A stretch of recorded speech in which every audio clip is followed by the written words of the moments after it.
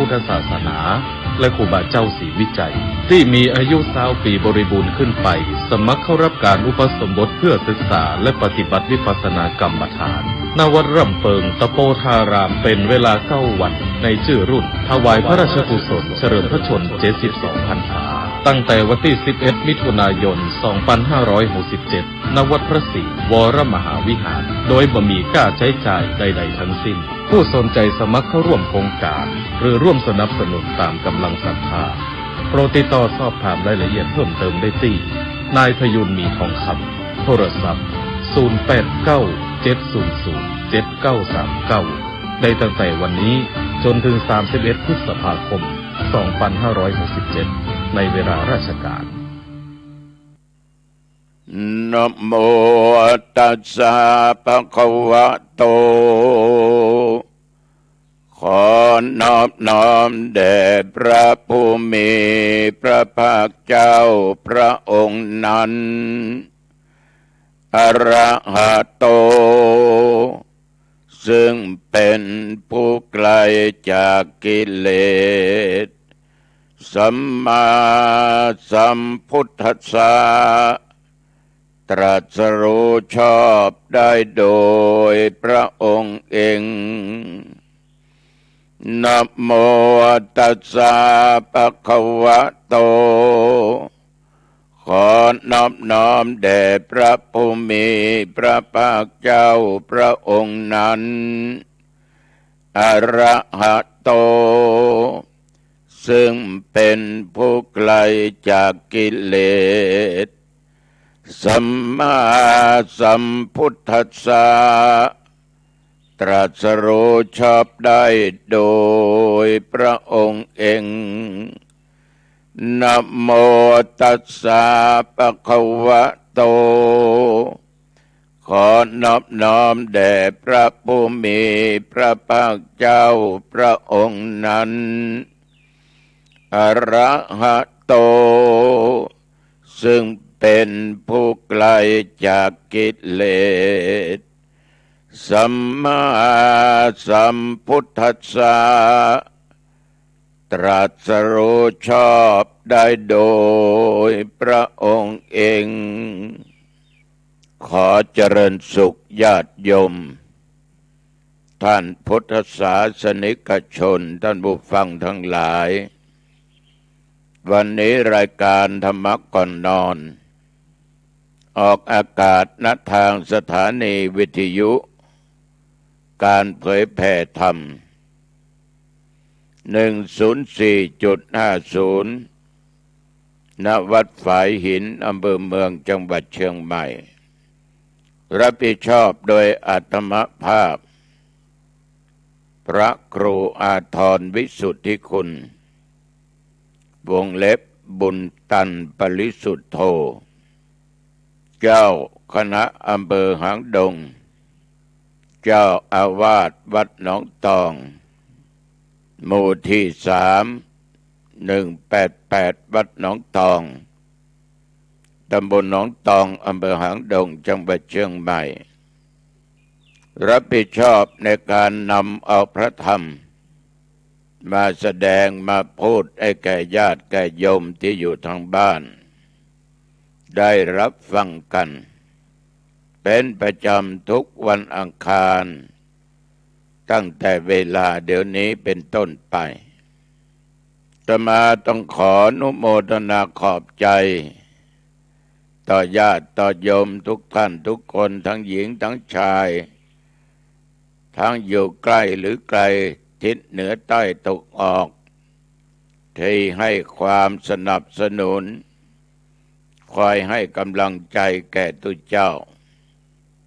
ติดตามฟังรายการธรรมะก่อนนอนมาด้วยดีตลอดตุเจ้าก็ต้องขออนุโมทนาสาธุบูชาก็มักจะทำให้คนเรานั้นล้มป่วยหมดสติแล้วก็จากกันไปพรากกันไปเยอะ ไม่ว่าจะเป็นตุเจ้าไม่ว่าจะเป็นคฤหัสถ์หรือเป็นชาวบ้านขณะที่ว่าตุเจ้าได้รับกิจนิมนต์ไปงานศพของญาติของโยมตามไปถึงป่าช้าอยู่ที่ร่มตุเจ้ายังหมดสติแล้วก็ตายไปได้อีกองค์หนึ่งรับกิจนิมนต์ไปวัดแห่งหนึ่งเมื่อไปถึงตุเจ้าก็หิวน้ำบอกว่าร้อนทนไม่ได้แล้วขอน้ำหน่อยญาติโยมก็เอาน้ำมาถวายตุดื่มน้ำแบบรีบเพราะความกระหายหิวตุเจ้าหมดสติมรณภาพอีกองค์หนึ่งนั้นตุเจ้าเขาเล่าให้ฟังนะรับกิจนิมนต์แล้วไม่ได้ไป9:30จะทำพิธีเจริญพุทธมนต์ตุเจ้าก็โทรมาติดตามตุเจ้าเหมือนกันก็ไม่มีเสียงขานเสียงรับเสียงตอบก็โทรไปตลอดจนเขาได้ยินเสียงโทรศัพท์บุกเข้าไปห้องนอนตายไปเสียแล้วเลยไม่ได้ไปกิจนิมนต์เจริญพุทธมนต์นี่ขนาดตุเจ้านะมันยังไม่เว้นไม่ไว้เลย ญาติโยมก็ควรระมัดระวังนะขนาดว่าอากาศร้อนสงสารต้นไม้ก็เปิดก๊อกน้ำเอาสายยางไปฉีดขนาดน้ำถูกตัวก็ยังช็อกตายหมดสติบางคนเดินไปเดินมาเป็นลมหมดสติตายไปเยอะฉะนั้นญาติโยมต้องระมัดระวังระยะนี้ต้องทานอาหารให้ได้ตามมื้อตามคาบที่เราได้ทานกันอย่าให้ท้องมันว่างมากจนเกินไปถ้าไม่เคยชินมีวันหนึ่งอาตมาภาพคือส่วนมากฉันข้าวต้มวันนั้นมื้อเพลก็ไม่ฉันก็นั่งอยู่ในห้องเย็นๆเวลาบ่าย2 โมงกว่าทำไมมันร้อนอยู่ในห้องเย็นๆก็ยังร้อนเหงื่อก็ไหลก็เอานมมาดื่มไป1 กล่องเป็นอันว่ามันอ่อนเพลียทางข้างในต้องการอาหารนี่ต้องระมัดระวังนะตุเจ้าก็เกือบไปฉะนั้นญาติโยมท่านผู้ฟังทั้งหลายต้องมีสติอยู่ตลอดเวลาเดินไปไหนจะไปเที่ยวไหนก็ตามต้องระมัดระวังละระยะนี้กรมอุตุก็บอกว่าอากาศจะร้อนอุณหภูมิจะสูงขึ้นไปอีกถ้ามันถึงกับ48 49 50 องศาเนี่ยโอ้เดือดร้อนแน่แอร์ขายดีแน่นะขนาดเขาบอกว่าเปิดแอร์มันยังไม่เย็นมีเณรองค์หนึ่งพูดเล่นๆหลวงพ่อผมขอยืมตู้แอร์หน่อยแก่นใหญ่ๆนั่นน่ะ จะไปนอนข้างในมันร้อนเกินไป ก็ไอ้ตู้แอร์ที่เขาใส่ศพเน็ตก็พูดไปเล่นๆนะก็เลยพูดไปว่าตามสบายลูกเน้น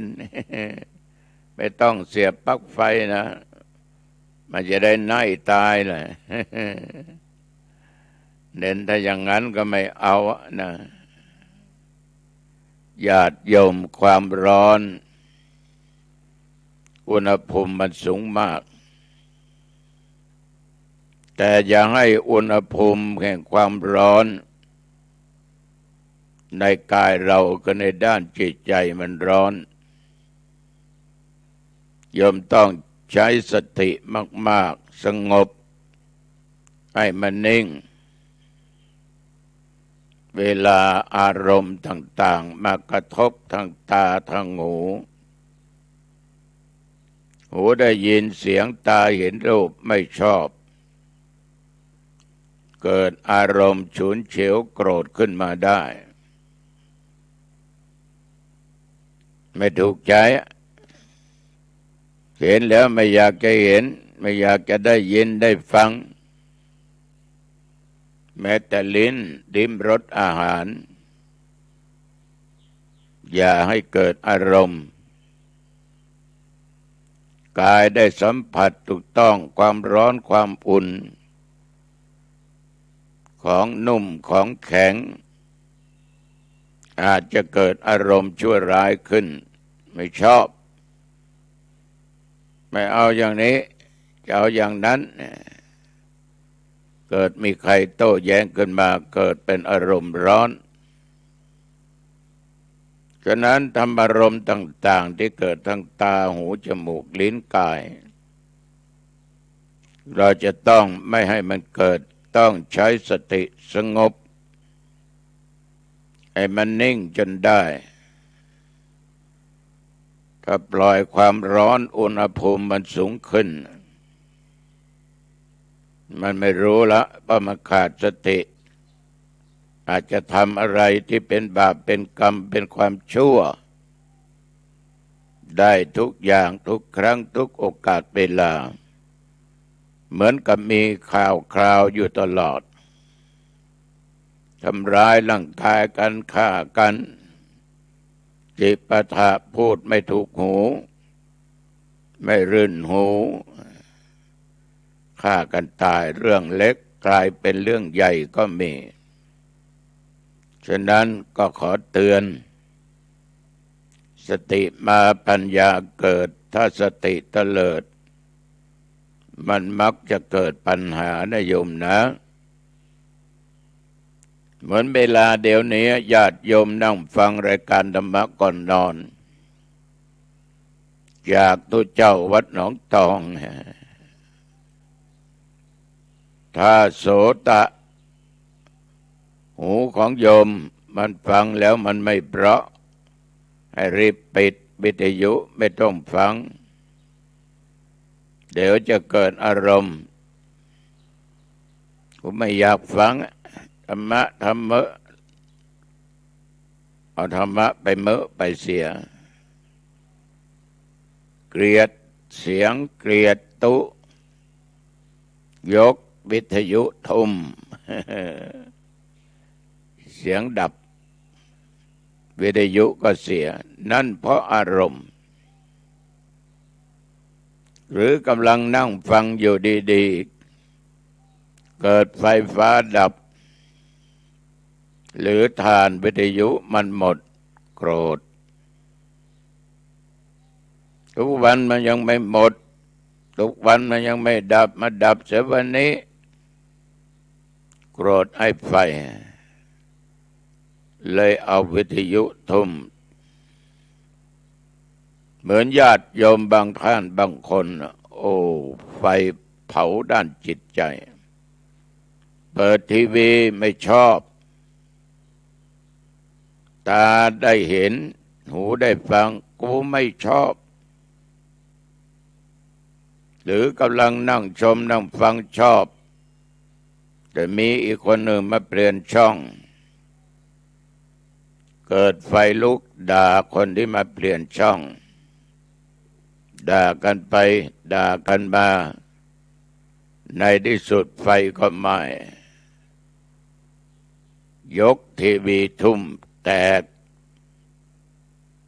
แล้วก็ฟัดลุกคุยกันอีก ด่าแหลกกันถึงกับทำร้ายร่างกายบางครั้งด้วยความขัดแย้ง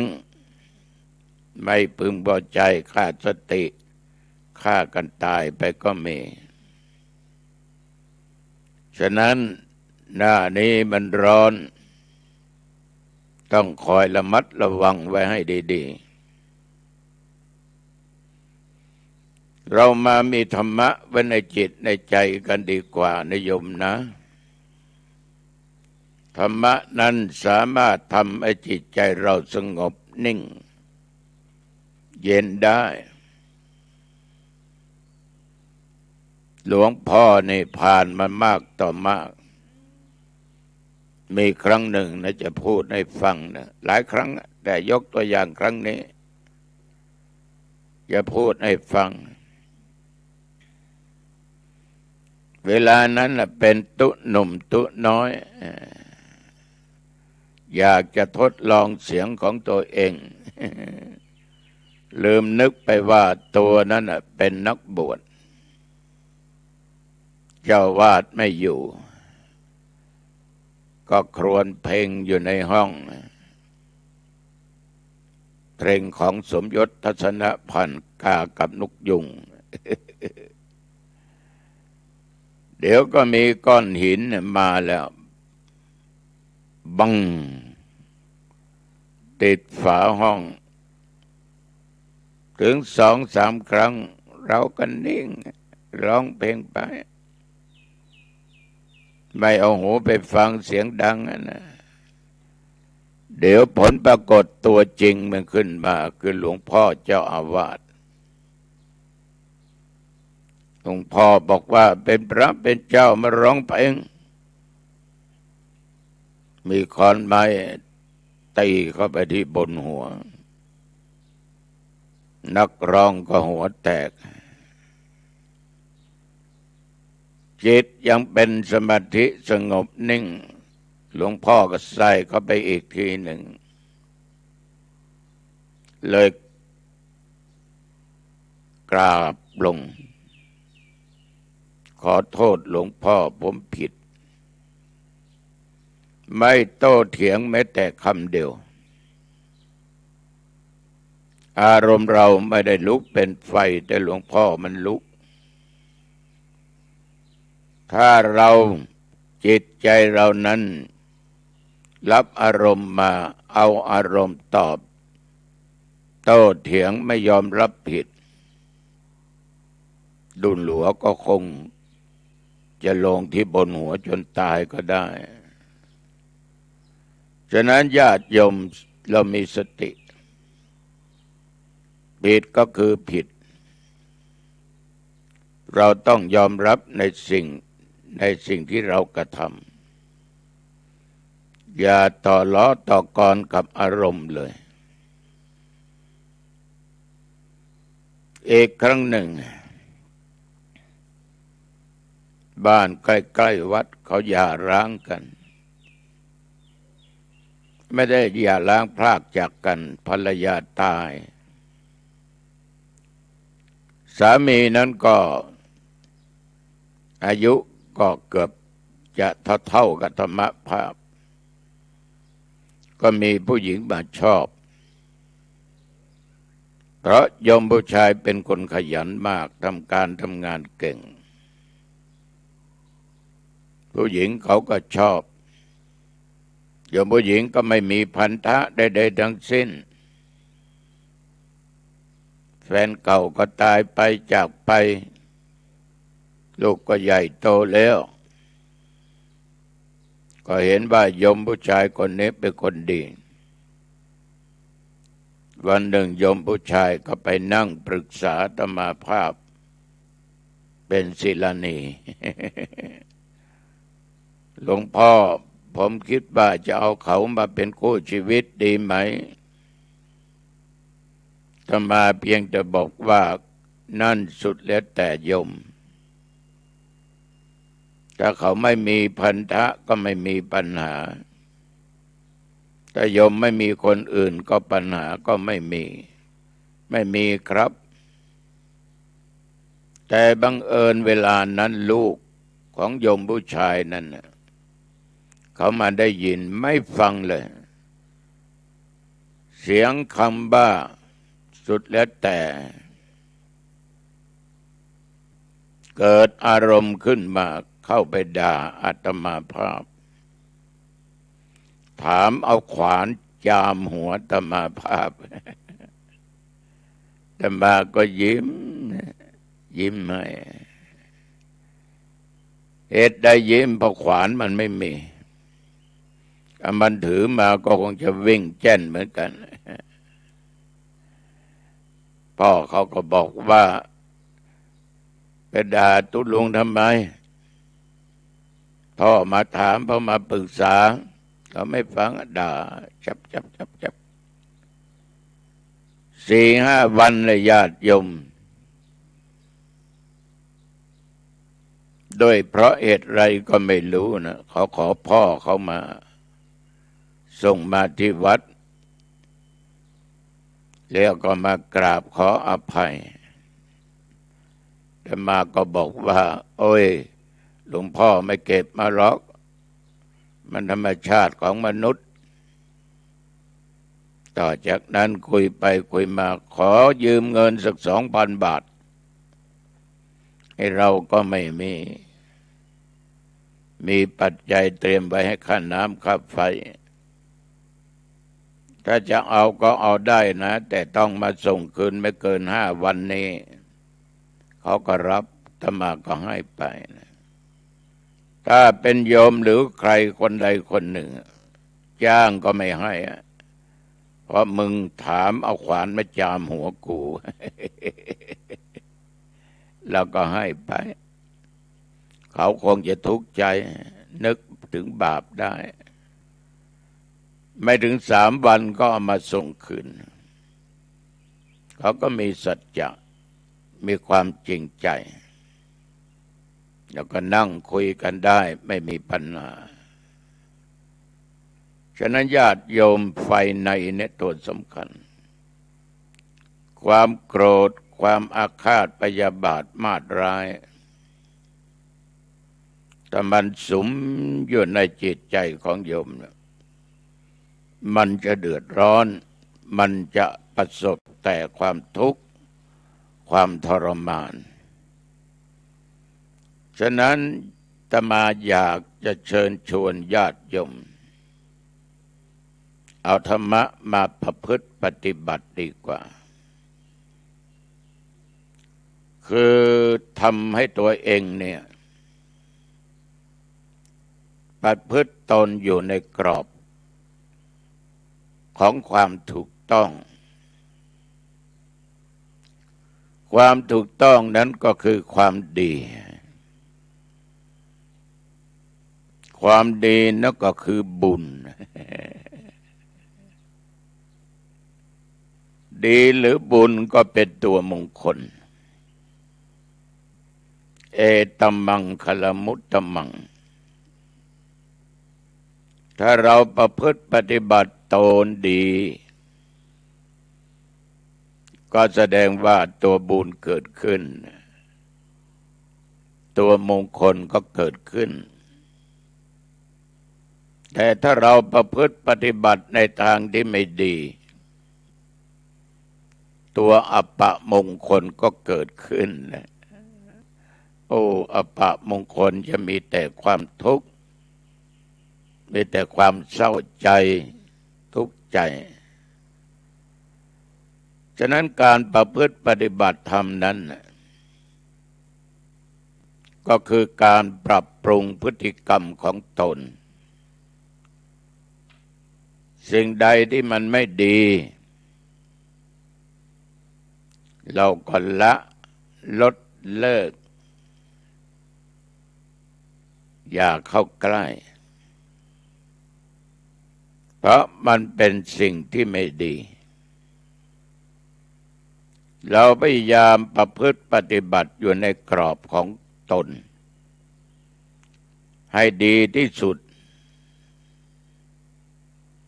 สมกับที่เกิดมาเป็นคนญาติโยมเกิดเป็นคนเราโชคดีมีพุทธศาสนามีศาสนคำสอนของพระพุทธเจ้าชี้ทางบอกบุญบอกบาปฉะนั้นญาติโยมต้องทำตัวทำตนให้เที่ยงธรรมให้มีธรรมะเราจะเห็นได้ว่าการประพฤติปฏิบัติตามธรรมนั้นองค์สมเด็จพระสัมมาสัมพุทธเจ้าท่านถือว่าเป็นมงคลอย่างยิ่งนะเป็นมงคลในมงคล38เคยมาพูดให้โยมฟังฉะนั้นญาติโยมการประพฤติธรรมนั้นจึงเป็นการปรับปรุงตัวเองละสิ่งที่ชั่วทำสิ่งที่ดีสามารถอยู่ร่วมกับสังคมได้กับคนอื่นได้ครอบครัวได้หมู่มากได้อย่างมีความสุขคนที่มีหลักธรรมอยู่ในจิตในใจนั้นมันจะไม่นำความเดือดร้อนมาสู่ตนเองและบุคคลอื่นเหมือนหลักธรรมในนวโกวาทเทวตาธรรมธรรมของเทวดาธรรมคนเป็นเทวดานอกจากศีลก็ยังมีธรรมที่คุ้มครองโลกคือหิริความละอายโอตตัปปะความเกรงกลัวความละอายอะไรญาติโยมก็หมายความว่าสิ่งใดที่ทำไปแล้วพูดไปแล้วคิดไปแล้วมันไม่ดีมันนำความเดือดร้อนให้เกิดขึ้นแก่ตัวเองและแก่บุคคลอื่นแก่สังคมแก่ประเทศชาติทำความเสียหายให้เกิดแก่พุทธศาสนาเป็นการทำลายคำสอนของพุทธเจ้าเรานึกได้เพราะมีสติว่าทำไปมันไม่ดีคิดไปไม่ดีพูดก็ไม่ดีเกิดความละอายขึ้นไม่อยากจะทำความชั่วทั้งทางกายทางวาจาทางด้านจิตใจนี่คือหิริใจเป็นเทวดาแล้วนะ โอตตัปปะความเกรงกลัวต่อบาปต่อการกระทำของตัวเองทั้งทางกายวาจาใจโอ้เราคิดผิดไปแล้วไปโลภไปโกงเอาของเขามาได้ด่าเขาได้หลอกเขาเราได้ทำบาปทำกรรมนอกใจเมียนอกใจผัวนี่นั่นก็ไม่ใช่ของเราแต่ไปโกงของเขามาโอ้บาปจริงๆได้ฆ่าสัตว์ตัดชีวิตได้ฆ่าคนกูตายไปเนี่ยคงตกนรกแน่นอนไม่ตายกูก็ตกนรกหรือไม่ก็ต้องไปติดคุกติดตารางต้องทรมานทรกรรมหยุดต่อไปจะไม่ทำเพราะมันเป็นบาปเป็นกรรมนำแต่ความเดือดร้อนนำแต่ความหายนะเกิดขึ้นแก่ตัวเราและคนอื่นแก่ประเทศชาติสังคมกลัว คือไม่ละอายคือไม่ทำกลัวคือทำมาแล้วแต่กลัวเลยหยุดไม่ทำเหมือนกับดื่มเหล้ายาเสพติดจะเสพจะดื่มอายเขาเพราะไม่ดีมันจะขาดสติจะทำให้ชีวิตเลอะเทอะให้เสียชื่อเสียงไม่เสพไม่ดื่มดื่มไปแล้วเกิดความสะดุ้งกลัวว่าเวลาดื่มไปแล้วเมาแล้วขาดสติเห็นตัวอย่างแบบอย่างคนนั้นคนนี้ทำไม่ดีไม่ร้ายฆ่าพ่อฆ่าแม่ฆ่าเพื่อนฆ่าฝูงสามารถทำอะไรก็ได้ก็เลยกลัวเลยไม่ทำอะไรที่มันผิดศีลผิดธรรมฉะนั้นญาติโยมท่านผู้ฟังเราทั้งหลายจงประพฤติปฏิบัติในหลักธรรมหิริและโอตตัปปะแต่การประพฤติปฏิบัติธรรมะของตัวเองนั้นมันมีสองลักษณะต้องควบคู่กันไปคือหนึ่งประพฤติเป็นธรรมคำว่าประพฤติเป็นธรรมเนี่ยญาติโยมก็คือการเที่ยงธรรมนั่นเองเป็นความแห่งการถูกต้องและเป็นความดีพูดง่ายๆมีความยุติธรรมไม่ลำเอียงไปทางไหนความมั่นคงและความสงบที่เกิดจากการประพฤติธรรมนั้นสงบเรียบร้อยอยู่ในหลักของธรรมะนั่นคือความเป็นธรรมสังคมใดหมู่ใดชนใดก็ตามญาติโยมแม้จะมีข้าวปลาอาหารอย่างอุดมสมบูรณ์มั่งคั่งบริบูรณ์มีปัจจัยทุกอย่างแต่ถ้าขาดความเป็นธรรมเสียอย่างเดียวสังคมนั้นก็จะมีแต่ความเดือดร้อนความวุ่นวายเราจะเห็นได้ปัจจุบันนี่เราทั้งหลายเรียกร้องเอาความเป็นธรรมเรียกร้องเอาประชาธิปไตยแต่มันไม่เคยเป็นประชาธิปไตยไม่เคยเกิดความเป็นธรรมเพราะอะไรญาติโยมเพราะการเรียกร้องต่างๆนั้นมันเป็นความคิดของเฉพาะตัวพวกของตัวเองเราคิดอย่างนี้พวกเราจะเอาอย่างนี้พอคิดว่าถูกต้องก็เลยเรียกร้องเอาความเป็นธรรมแต่มันไม่เป็นธรรมความเรียกร้องอย่างนี้ในประชาธิปไตยมันไม่ใช่มันเลยไม่เกิดประชาธิปไตยมันไม่เป็นธรรมะมันเป็นโลกาธิปไตยมันเป็นอัตตาธิปไตยเอาตัวเอาตนเป็นใหญ่ตัวเองทำก็ถือว่าถูกใครจะถูกจะผิดอย่างไรกูไม่สนสิ่งกูทำนี่ถูกต้องที่สุดเนื้อความเป็นธรรมไม่ค่อยมีสังคมเรานี่มีแต่ความเดือดร้อนมีแต่ความหายนะมีแต่ความชิงดีชิงเด่นกัน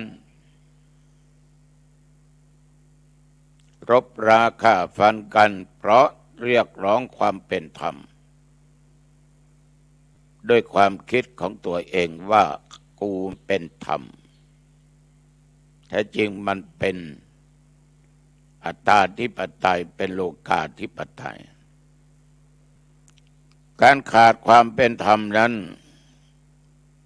แม้แต่ภายในครอบครัวก็แตกสลายได้เช่นว่าครอบครัวมีพ่อมีแม่มีลูกมี2 คนญาติโยมผู้ชายรักลูกคนโตโยมผู้หญิงรักลูกคนเล็กแน่นอนละเมื่อความไม่เป็นธรรมมันเกิดขึ้นแม่ได้อะไรมาก็ปรนเปรอไอ้ลูกตัวเล็กที่ตัวเองรักก็บอกว่าไอ้คนโตมันไม่ดีอย่างนั้นอย่างนี้พ่อได้อะไรมาก็แบ่งปันไอ้ลูกคนโตลูกคนเล็กไม่เชื่อฟังคำสั่งสอนของกูแม่มึงรักก็ดีแล้วกูไม่ชอบอยากจะถามกับโยมว่าความวุ่นวายมีไหมมีอย่างน้อยโยมผู้ชายโยมผู้หญิงคือพ่อแม่ก็มีทัศนคติไม่เป็นธรรมต่อกันนั่นมึงลูกกูมันไม่ใช่ลูกกูนั่นมันเป็นลูกมึงไม่ใช่ลูกกูลูกเต้าก็อยู่ด้วยกันไม่มีความสงบพี่นะพ่อรักมึงก็แม่รักมึงเนี่ยทำให้พี่น้องสายโลหิตเดียวกันไม่ถูกกันเพราะเจอความไม่เป็นธรรมขาดความเป็นธรรมบ้านเมืองจึงเกิดรัฐประหารขึ้นประเทศไทยเรานี่บ่อยครั้งนะเปลี่ยนรัฐธรรมนูญนี่เกือบจะ20หรือ20ฉบับแล้วนะ18-19 ครั้งแล้วเพราะมันไม่มีความเป็นธรรมเมื่อไม่มีความเป็นธรรมสงครามก็เกิดขึ้นสงครามก็เกิดขึ้นโต้กันไปโต้กันมายื้อแย่งกันไปมาพวกกูนี่เป็นธรรมพวกมึงไม่เป็นธรรมญาติโยมท่านผู้ฟังทั้งหลายเมื่อไรมันจะเกิดขึ้นมันอย่างนี้มันเกิดขึ้นไม่ได้เพราะเหตุว่ามันไม่มีธรรมะความเป็นธรรมนี่คือการกระทำที่ชอบโดยเหตุและโดยผลเป็นสิ่งจำเป็นอย่างยิ่งสำหรับทุกท่านทุกคนทุกคนทุกแห่ง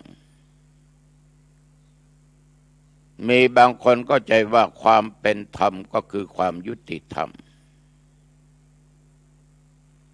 เป็นเรื่องมาจากผู้ใหญ่ผู้โตเป็นผู้ให้ตนเป็นผู้รับญาติโยมความเข้าใจเช่นนี้ผิดอันที่จริงแล้วความเป็นธรรมเป็นสิ่งที่มนุษย์ทุกคนจะต้องหยิบยื่นแบ่งปันซึ่งกันและกันในสังคมนี้เราขอพูดให้ญาติโยมทั้งหลายได้ฟังสิ่งที่สำคัญที่สุดต้องฝึกตัวเองให้เป็นธรรมให้ถูกต้องมีทั้งธรรมมีทั้งศาสตร์มีทั้งศิลป์มีทั้งศิลปะเป็นผู้ที่ฝึกปฏิบัติต่อคนอื่นอย่างชอบได้โดยเหตุผลไม่ลำเอียงในภาษาพระว่าอคติ4 อย่าง4 ประการสังคมแวดวงไม่ว่าวงการคณะสงฆ์ชาวบ้านไม่ว่าสังคมภายในครอบครัวหมู่บ้านตำบลอำเภอจังหวัดและประเทศมันยังไม่เป็นธรรม มันยังมีอคติเกิดขึ้นเช่นว่าไม่ลำเอียงเพราะรักคือเราจะต้องไม่ลำเอียงใครเพราะรักคนนั้นเกลียดชังคนนี้ฉันรักนายกมากจะรักมากเพียงใดก็ตามโยมแต่ถ้าว่าคนนั้นไม่มีผลงานดีไม่เด่นบางคนนี้ทำดีเอาหน้าแต่ลับหลังไปอีกอย่างหนึ่งยุคปัจจุบันนี้สังคมปัจจุบันนี้ถ้าได้กินกับใครได้กับใครก็บอกว่าคนนั้นดีคนที่ดีไม่ได้ให้อะไรแก่เราคนก็บอกว่ามันไม่ดีมันไม่เสียสละ มันเห็นแก่ตัวในสังคมปัจจุบันคนดีประพฤติดีมีศีลมีธรรมทำงานมีเยอะแยะแต่ว่าผู้ใหญ่ไม่ได้ประโยชน์มันก็บอกว่าไม่ดีก็ไปยกย่องคนที่ได้ให้ประโยชน์คนที่ทำดีนั้นไม่ได้อะไรก็ไม่รัก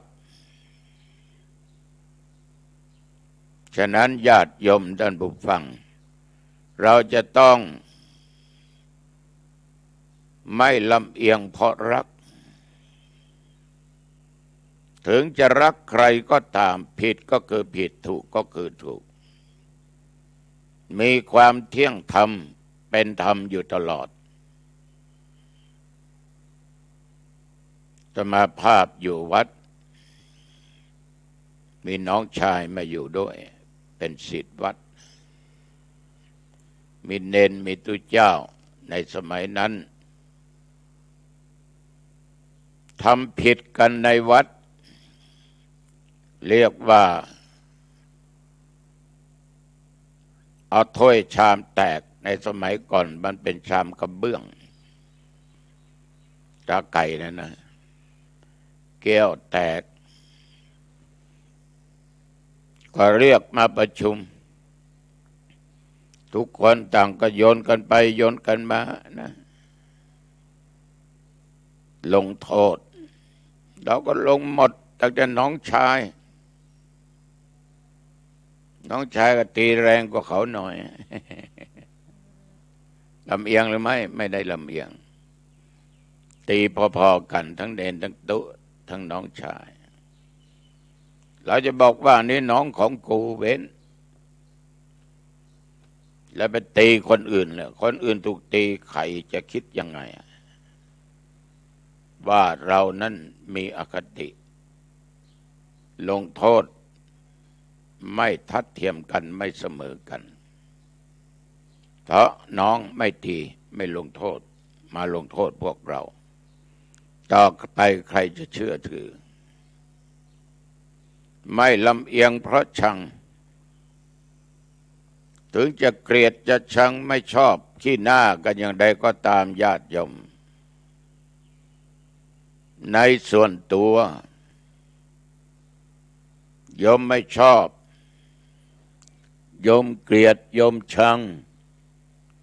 ก็ขออย่าได้มีอคติ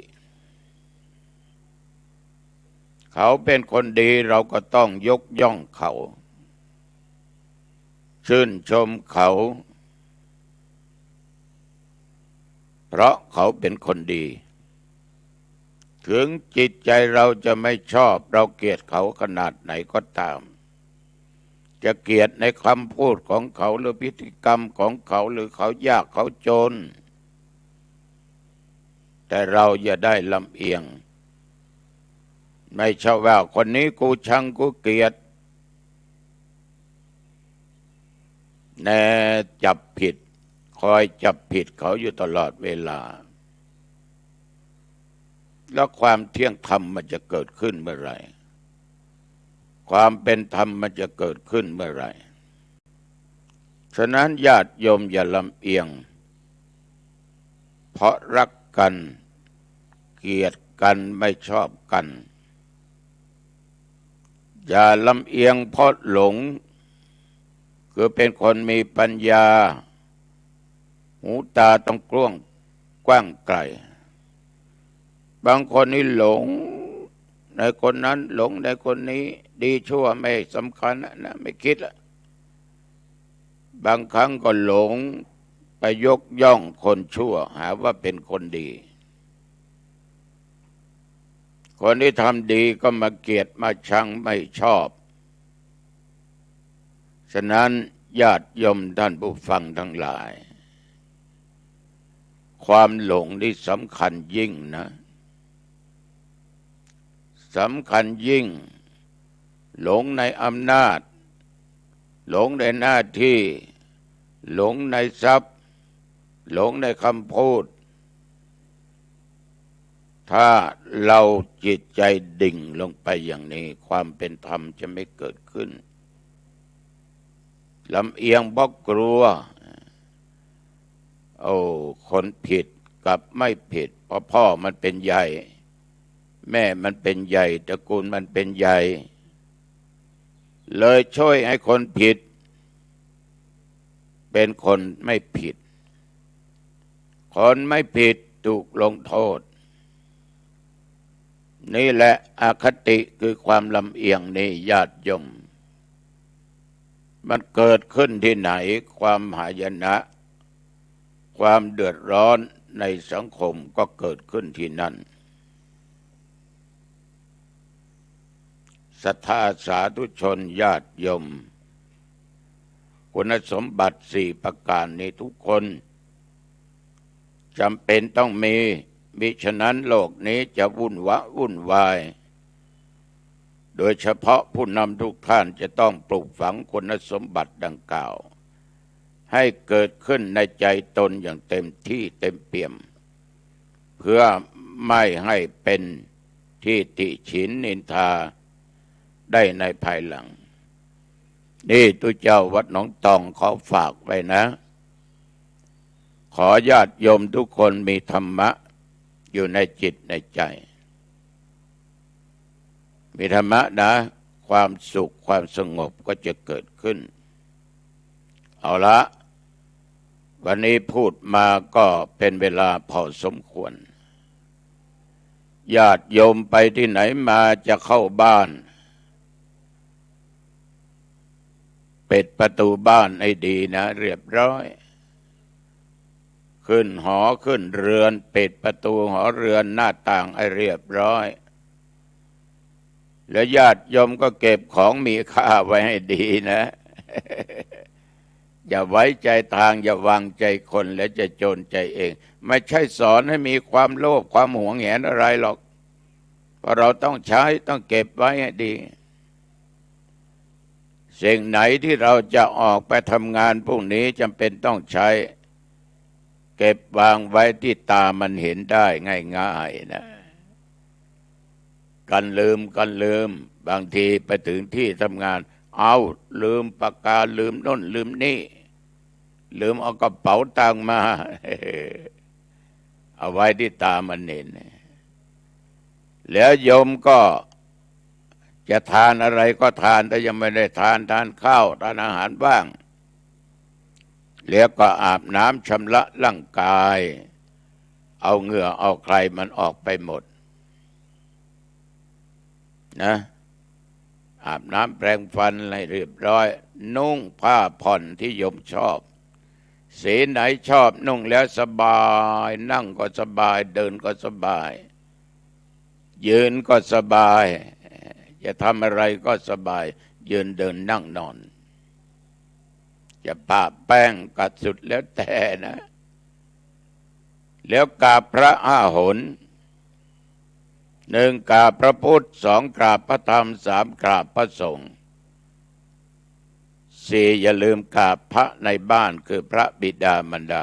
5กราบพระคือครูอาจารย์ถ้าเป็นพี่น้อยพี่หนานเป็นเณรเป็นตุเจ้าต้องกราบ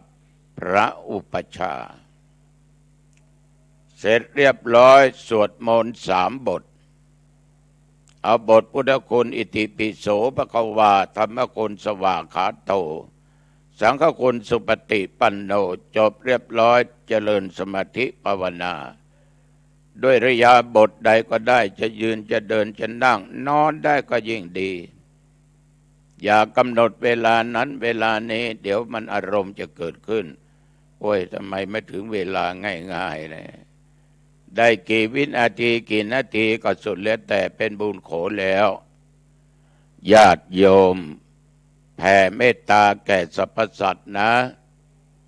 เราอาจจะได้ล่วงเกินกันด้วยกายวาจาใจด้วยเจตนาไม่มีเจตนาทั้งที่ลับที่แจ้งทั้งที่รู้สึกไม่ทันรู้สึกก็ขอให้อโหสิกรรมซึ่งกันและกันอย่าได้เป็นบาปเป็นกรรมเป็นเวรต่อกันและกันแผ่เมตตาแก่เจ้ากรรมนายเวรเสีย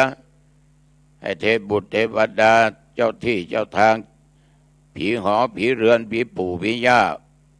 ผู้มีพระคุณทั้งหลายพ่อแม่ปู่ย่าตายายครูบาอาจารย์เราแผ่เมตตาให้ทุกคนนะโยมนะเจ้ากรรมนายเวรที่ไม่ถูกใจเรานะที่มีเรื่องอะไรก็อโหสิให้แผ่เมตตาให้เขาไปขอให้เป็นสุขเป็นสุขเถิดอย่าได้มีเวรมีภัยแก่กันและกันเลย และอย่าลืมแผ่เมตตาแก่ตัวเองนี่โยมส่วนมากมักจะลืมนะข้าพเจ้าเกิดมาชาติไหนชาติใดอันว่าความอดความอยากจงอย่าได้เกิดมีแก่ข้าพเจ้าข้าพเจ้าเกิดมาชาติไหนชาติใดความทุกข์ยากอับจนจงอย่าได้เกิดมีแก่ข้าพเจ้าแล้วโยมก็หลับฝันดีไม่ฝันร้ายตื่นมาก็สบายจิตสบายใจสบายกายสดชื่นอายุวันโนสุขังพลังจงบังเกิดมีแก่ญาติแก่โยมผู้ฟังทั้งหลายทุกท่านทุกคนนะขอความผาสุกจงมีในธรรมพบกันใหม่อังคารหน้าเจริญพร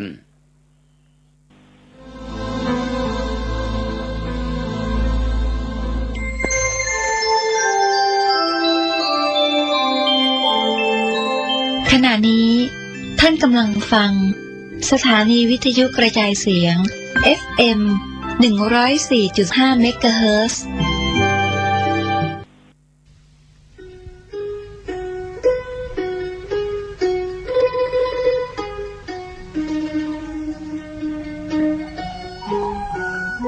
ประวัติคัมภีร์อุปาทสันติอุปาทสันติทางเมืองเหนือเรียกว่ามหาสันติงหลวงแปลว่าบทสวดเพื่อสงบเคราะห์กรรมสวดเพื่อสงบเหตุร้ายและสวดเพื่อสงบสิ่งที่กระทบกระเทือนคัมภีร์อุปาทสันติเป็นวรรณกรรมภาษาบาลีของล้านนาไทยแต่งโดยพระมหามังคละศีละวังสะพระเถระนักปราชญ์ของชาวเชียงใหม่รูปหนึ่งในสมัยของพระเจ้าสิริธรรมจักรวรรดิลกราชาธิราชหรือพระเจ้าติโลกราชรัชกาลที่11แห่งราชวงศ์มังรายซึ่งครองราชสมบัติตั้งแต่ปีพุทธศักราช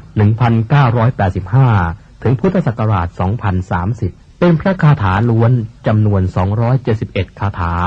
จัดเข้าในหนังสือประเภทเชียงใหม่คันธะคัมภีร์นี้เป็นที่รู้จักกันแพร่หลายในหมู่ชนชาวล้านนามาแต่โบราณกาลทั้งพระสงฆ์สามเณรและชาวบ้านพากันสวดและฟังอุปาทสันติเพื่อกลับความร้ายให้กลายเป็นความดีมีคำเล่าว่าสมัยที่ท่านแต่งอุปาทสันตินั้นที่เชียงใหม่มีโจรผู้ร้ายและคนอันธพาลชุกชุมผิดปกติมีเหตุร้ายและสิ่งกระทบกระเทือนอยู่เสมอพระมหาเถระศีละวังสะจึงให้พระสงฆ์สามเณรและประชาชนพากันสวดและฟังอุปาทสันติเพื่อสงบเหตุร้ายทั้งมวลที่เกิดขึ้นในเมืองต่อมาชาวพม่ามีความเลื่อมใสนำคัมภีร์นี้เข้าไปในประเทศพม่าชาวพม่าทั้งพระสงฆ์และประชาชนนับถือพระคัมภีร์อุปาทสันติว่ามีความศักดิ์สิทธิ์มากพากันนิยมท่องนิยมสวดและนิยมฟังกันอย่างกว้างขวางแพร่หลายไปทั่วประเทศพม่าในสมัย500 ปีที่ล่วงแล้วในงานพิธีสืบชะตางานขึ้นบ้านใหม่เป็นต้นอุปาทสันติคาถานั้นมีเนื้อความเป็นไป เพื่อยังความสงบอันยิ่งใหญ่ให้เกิดขึ้นเพื่อสงบเหตุร้ายทั้งปวงเพื่อป้องกันอมนุษย์และยักษ์ทั้งหลายเป็นคาถาที่ช่วยให้พ้นจากความตายก่อนกำหนดเวลาเป็นคาถาที่เป็นเครื่องย่ำยีกำลังของข้าศึกสามารถจำเริญชัยชนะแก่พระราชาและนำสิ่งที่ไม่น่าปรารถนาทั้งปวงให้หมดไปอุปาทสันติคาถา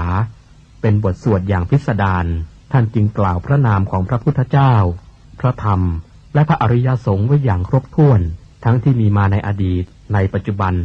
และจักมีมาในอนาคตรวมตลอดไปจนถึงท่านที่ทรงคุณทรงอำนาจทรงฤทธิ์ในทางที่ดีอื่นๆเช่นเทวดาอินทร์พรหมยักษ์นาคกลทันครุฑและอสูรเป็นต้นเพื่อขอความเป็นมงคล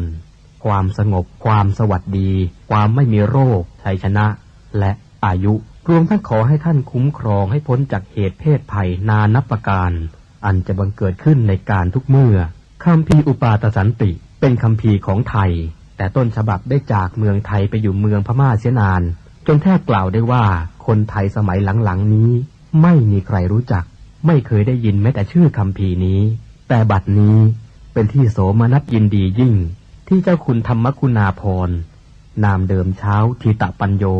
ปรริยนธรรม9ประโยควัดมหาโพธารามปากน้ำโพจังหวัดนครสวรรค์ท่านได้ชำระคัมภีร์นี้เป็นภาษาบาลีอักษรไทยเพื่อความสะดวกแก่ผู้อ่านที่ไม่สันทัดภาษาบาลีโดยได้ต้นฉบับภาษาบาลีอักษรพม่าจากท่านพระอาจารย์พัฒทันตะธรรมานันทะมหาเถระอัครมหาบัณฑิตแห่งวัดท่ามะโอจังหวัดลำปางต่อมา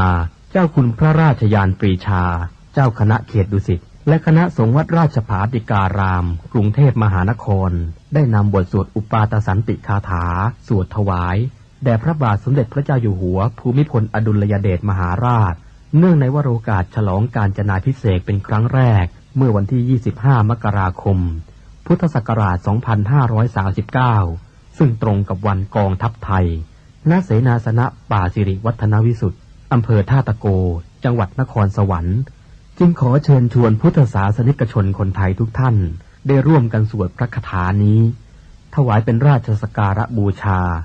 แด่พระบาทสมเด็จพระเจ้าอยู่หัวในวโรกาสอันเป็นมหามงคลครั้งนี้และเพื่อยังความสุขสงบอันยิ่งใหญ่ให้แก่แผ่นดิน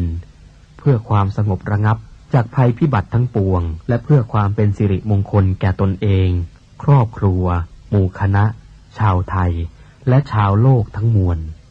สรัจฉังสะเสนังสะพันธุงนรินทางปริตตานุภาโวสทารักขตุติภริตวานเมตตังสเมตตาภทานตาอวิคิตจิตตาปริตตังพนันตุสักเขกาเมจรูเป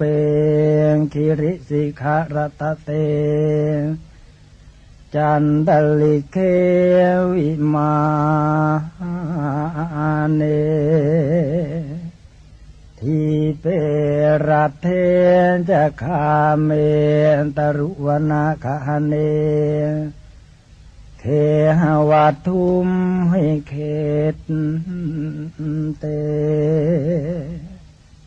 ภูมิมาจายันตุเทวา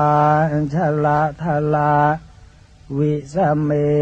ยัคขกันทัพพนาคาติทันตาสันติเกยังมุนิวรวจนังสานทโวเมสุนันตุธรรมัสสวนกาโลยัมปทันตาธรรมัสสวนกาโลยัมปทันตาธรรมัสสวนกาโล อายัมปทานตานะโมตัสสะภะคะวะโตอะระหะโตสัมมาสัมพุทธัสสะนะโมตัสสะภะคะวะโตอะระหะโตสัมมาสัมพุทธัส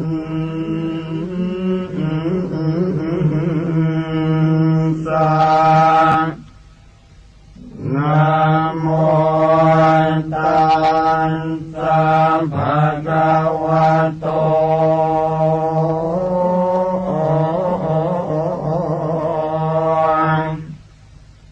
อะระหะโตสัมมา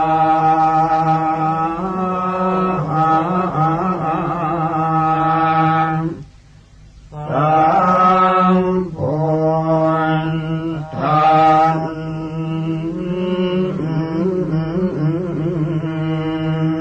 สะสุตุทัสโสอายังธัมโมโลกันตังขินะเทสิโตมหาสันติกโรโลเกสัมปัสสัมปันติทายโกสัมภูปันตุปัสสมโนภูตยังคณิวารโนอาการมันจุสมโนโสกโรกวินาสโนปราจังกปมันตโนรัญโยวิจัยวันตโนสัมปันนิทหโรสันโตธัมมังวันกามิปุตตะโตวันตุตยานสโยยันตสังวันเนติกุณโนตเมตัสสะตันตสุขาโรกายโสติโยโหติสัมปทาตันหังกโรมหาวิโรสัมภโลกานุกรรมปังโกวันตสังสารกรรมโนสัมปกรรมตโตสัทธาสัมภาภิกขุสัมภวินโทสัมปเทวะคารตโมสัมภาสวะคาริกิโนตตาโสทิงกโรตุโนวรรังคณะสัมปันโนเมตังกโรมหามุนิจุตินตโรมหาสิริสุวรรณกิริสันนิโพธิพรุปมหากายโยมหานาโทมหาพโลมหาการุณิโก สัทธามหาสันติงกโรตุโนมหาโมหตมังหันตวายโยนาโทสรนังกโรเทวาเทวมนุสสานังโลกานันจะหิตังกโรพยามาปภาภิรุจิตโตนิโครตปริมันทโลนิโครตปังกปิมโพนโทสัทธาโสทิงกโรตุโนอาสิติรตโนเพโตติปังกโรมหามุนิปปานิทาวเตตันสัทธาเนทวัฏสยโยจเนวัสสัตตสหัสสานิตตวานโนเกวินายโกโลกาโลกัสโรสัทธาสัทธาโสติงกโรตุโนอัฏฐาสิติหันตุเปโตโกนทัญโยนามนายโกส